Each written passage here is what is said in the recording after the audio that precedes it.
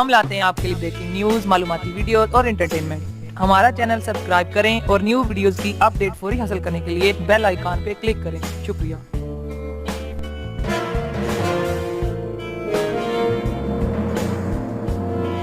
बेटा यहाँ से जाना तो फिर जनाजे के साथ जाना।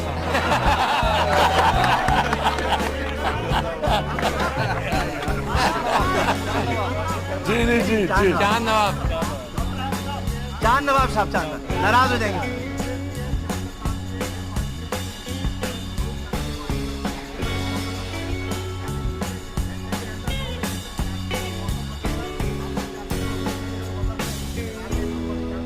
नहीं चांद साहब, ये वो ट्रेन नहीं है जो छूट रही थी उस दिन वहां पे। ये असल में वो ट्रेन है जिसमें मैं बैठ चुका हूँ और ये ट्रेन चल चुकी है। अब ये ग्रो कर चुकी है। ये पौधा नहीं है, ये तनावर दरख्त बन चुका है। अब इसकी छांव कराची तक आनी है, फैलती जा रही है पूरे पाकिस्तान में। कराची में छांव आ रही है। खान साहब के मुतवातिर दौरे हो रहे हैं। अब ये कराची के ही होकर रह जाएंगे और यहाँ पर रहेंगे और यहाँ से इलेक्शन भी लड़ने का इन्होंने ऐलान कर दिया है। देख